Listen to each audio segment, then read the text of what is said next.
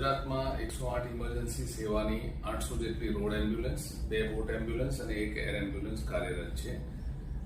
108 સેવા એ ગુજરાત સરકારના આરોગ્ય અને પરિવાર કલ્યાણ વિભાગ સાથે ક્લોઝલી કોર્ડિનેશનમાં રહી તાજેતરમાં સમગ્ર દેશમાં ભારત સરકાર દ્વારા એવી સૂચનાઓ અને ગાઈડલાઇન્સ આપવામાં આવેલી છે કે દરેક health machinery including ambulance services એ હીટ રિલેટેડ ઇમરજન્સી માટે સુસજ્જ હોય. અને હાલમાં જોઈએ તો આપણે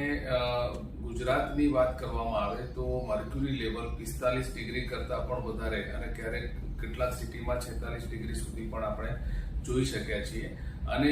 આ જ સમયગાળા દરમિયાન જો ગત વર્ષ અને ચાલુ વર્ષની સરખામણી કરવામાં આવે તો હીટ રિલેટેડ ઇમરજન્સીઝ કે જેને મર્ક્યુરી લેવલ સાથે સીધો સંબંધ છે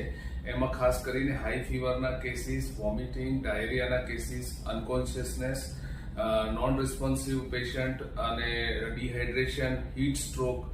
વગેરે ટાઈપની ઇમરજન્સીની જો વાત કરવામાં આવે તો સમગ્ર ગુજરાતમાં એ આ મે મહિનાની વાત કરવામાં આવે તો 1 થી 20મી મે સુધીની વાત કરીએ તો જે 450 જેટલી ગત વર્ષે ઇમરજન્સી હતી એ સમગ્ર રાજ્યમાં વધીને 1901 એટલે કે લગભગ 31% એમાં રાઇઝ થયું છે. અને સ્પેસિફિક જો અમદાવાદ શહેરની વાત કરવામાં આવે 265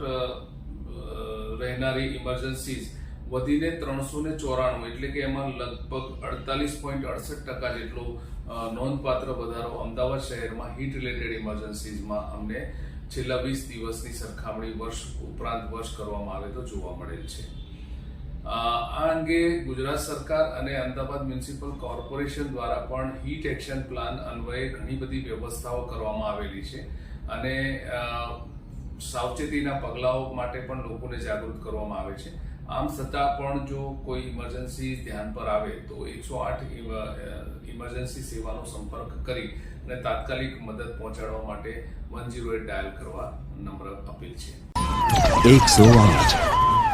માત્ર નંબર નહીં, જીવાદોરી.